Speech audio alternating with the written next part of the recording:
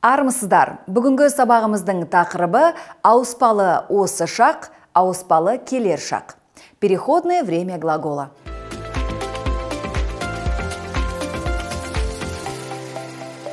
Переходное время глагола используется в двух случаях.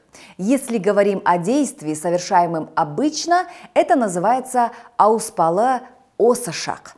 Мысалы, жұмысқа барамын. Иду на работу. Шай ішемін. Пью чай. Жуынамын. Умываюсь. То есть то, что мы обычно делаем ежедневно. Если говорим о будущем, в котором говорящий уверен, это называется ауыспалы келер шақ. Мысалы, ертең істеймін. Сделаю завтра. Кешке келемін. Приду вечером. Сосын айтамын. Расскажу потом. Время настоящее или будущее определяется по контексту. Для того, чтобы составить предложение в переходном времени от глагола в неопределенной форме, мы отбрасываем букву «у».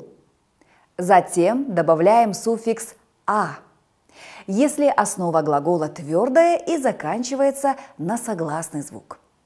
Мен қазір ыдыс жуамын. Я сейчас помою посуду. Сен қашан шығасың? Когда ты выходишь? Мен күнде жуынамын. Я умываюсь каждый день. Ол киноға барады. Он идет в кино. Если основа глагола мягкая и заканчивается на согласный звук, добавляем суффикс «е».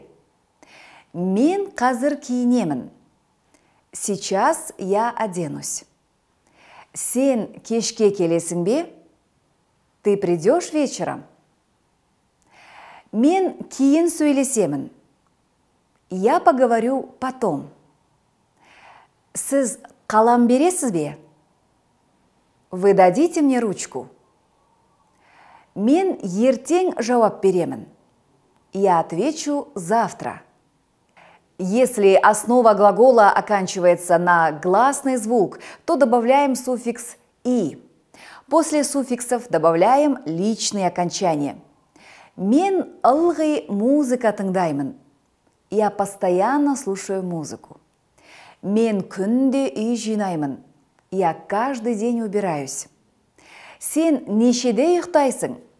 Во сколько ты ложишься спать? Мен қазір киім үтіктеймін. Я сейчас буду гладить вещи. Ылғи музыка тыңдайсың ба? Ты постоянно слушаешь музыку. В третьем лице к глаголам добавляются личные окончания «да», «д». Мысалы, ол қазір барады. Он сейчас придет. Обратите внимание, есть одно исключение. К глаголу «оку» добавляем суффикс «и». Оқимын, читаю.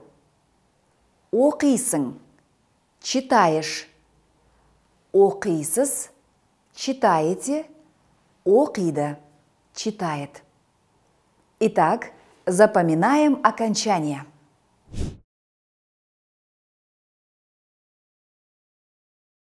Қымбатты достар, бүгінгі сабағымыз осымен аяқталды. Сау болыңыздар.